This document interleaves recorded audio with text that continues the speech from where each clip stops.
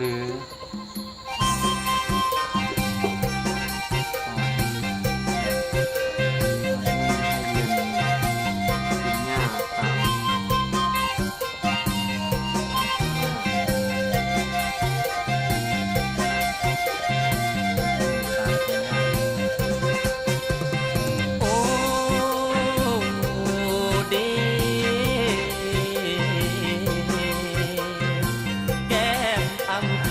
สาวฟังลำ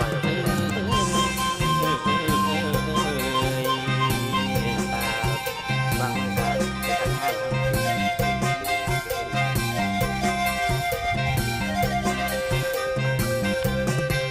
โอ้น้อ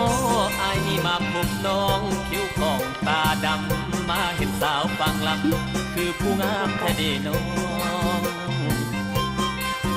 โอ้น้อแม่น้องมาแต่ท้องทิมใดให้บอกแด่แม่นเขาแม่น้องปันมือใดนั้นจริงของงามของงามดี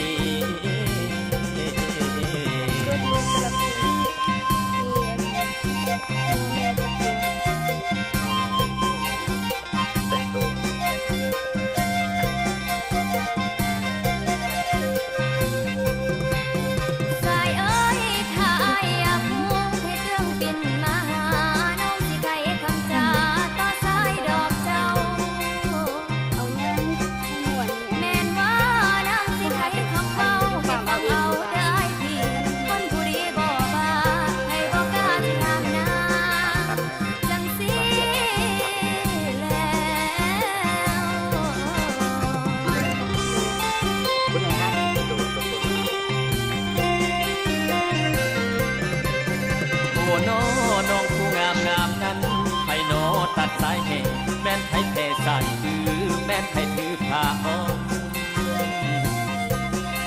แม่นว่าแม่นไผ่ยังเข้าบอนสอนน้องจึงคอยงามคอยงามดี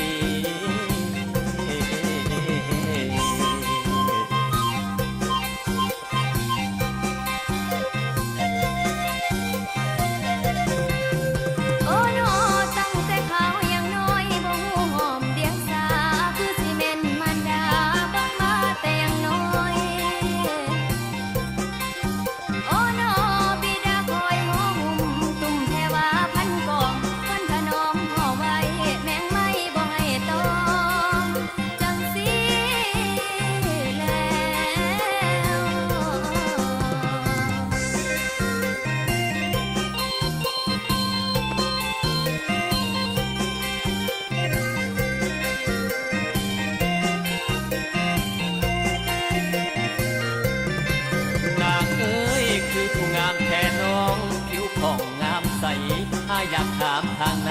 ของหัวใจนางน้อง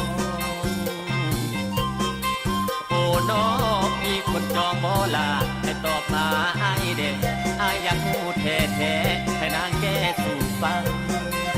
สู่ฟัง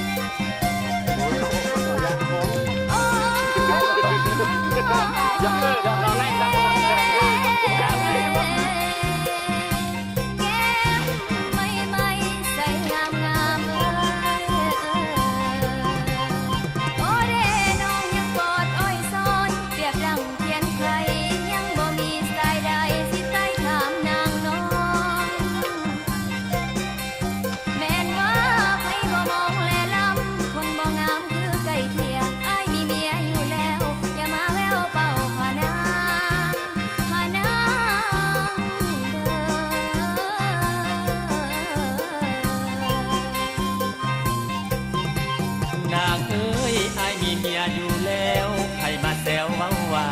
อายบ่มีดอกลาสัญญาไว้แต่เว้น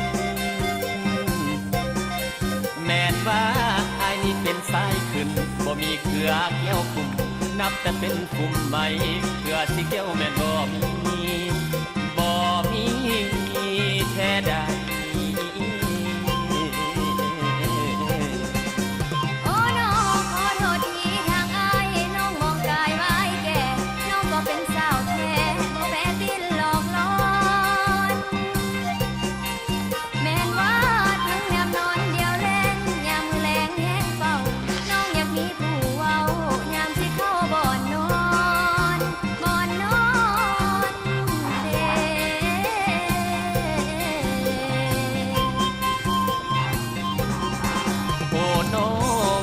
มีแฟนซ้อนนอนนับจริงแท้บ่ถ้าบ่มีแท้แท้ไอ้ขอเว้าได้บ่นะแม่นว่าอายอยากมาร่วมสร้างทางให้ทางนาโนนว่าจังใดนามนให้รู้ตนได้เดือเจ้าฝ่ายเอ้ยคันบ่จริงอย่าเว้าคันบ่เอาอย่าว่ายันดอกมันกาดำนาแล้วเหยียบไปต้มหวานคาลมเด้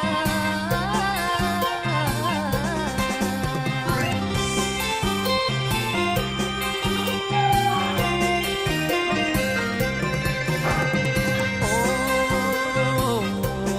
เดแก้มอ่อนอ่อนขาวผ่อนผ่อน